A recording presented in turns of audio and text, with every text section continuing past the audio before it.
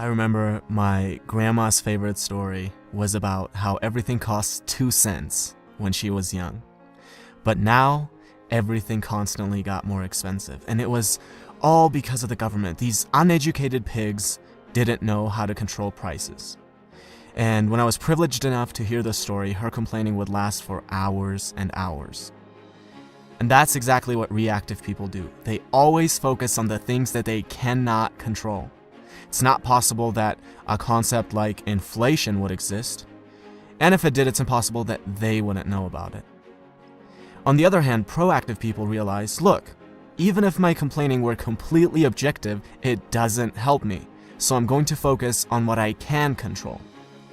If a proactive person owns a business where he sells a product, instead of focusing on how people these days don't appreciate good products anymore and how the government has horrible regulations, he focuses on how can I improve my product so my customers can't live without it.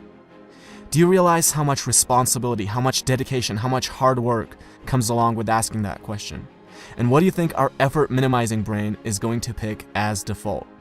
And that is exactly why most people focus on the things that they cannot control rather than focusing on the things that they can.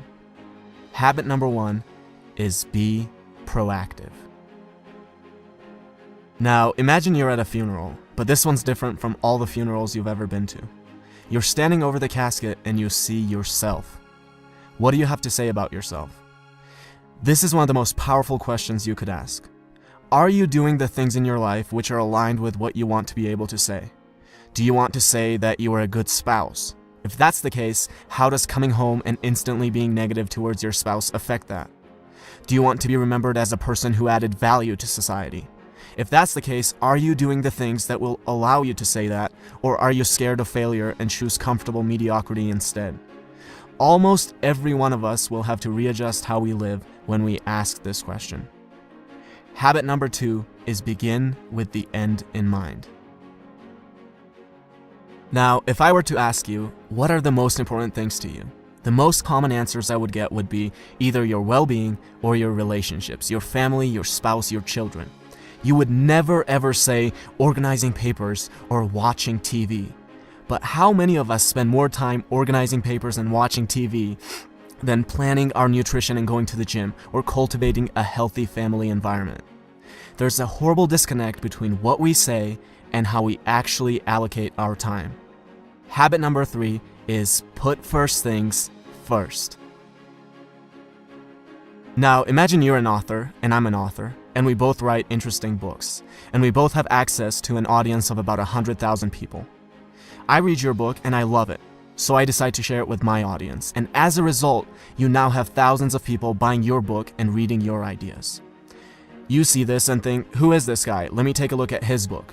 You start reading my book and think I have ideas that are valuable, so you decide to share it with your audience. And as a result, I now have thousands of people buying my book and reading my ideas. Notice how different this is from my creating a little creepy Amazon account, finding your book and leaving a bad review, hoping that this will deter a few people from buying your book, which will in turn somehow get them to buy my book. Habit number 4 is think win-win. Stop thinking of everything as a zero-sum game. For you to win, another person does not have to lose. Something I want my viewers to do is to subscribe to my channel. But you will never hear me say, well, I worked really hard, guys. I dedicated so many hours to this. Please subscribe. Look, who cares if I worked hard? Who cares if I've spent days creating this video? The real questions are, does it offer value to you? And why should you dedicate your time to subscribing when you could be doing anything else that you want? Habit number 5 is something that I try to use every single day with every interaction that I have and with every comment that I reply to, and it is this: seek first to understand, then to be understood. Now, imagine there are 2 people and a tree with 5 apples on it. They're both too short to reach the apples, but if one of them sits on the other's shoulders, he can reach all 5 of the apples. This is called synergy. The whole is greater than the sum of its parts. Now, I'll be the first one to admit that you can't achieve this with everyone, but you should always be looking for opportunities to create synergy. With every synergistic opportunity you create, you can gather many more apples than you otherwise would by yourself. Habit number 6 is synergize. A man has been trying to cut down a tree for hours, and after a while his neighbor can't take it anymore, goes over and says, "You know, if you sharpen the saw, you'll be able to cut it down faster." And the man replies, "But sharpening the saw is going to take time."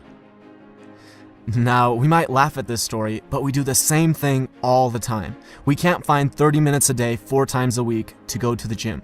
Our health deteriorates to a point where we're physically incapable of being effective. We can't read a book for 15 minutes a day and mentally stimulate ourselves. No, these things take too much time. And then we have the audacity to ask for little tips and tricks on how to be effective.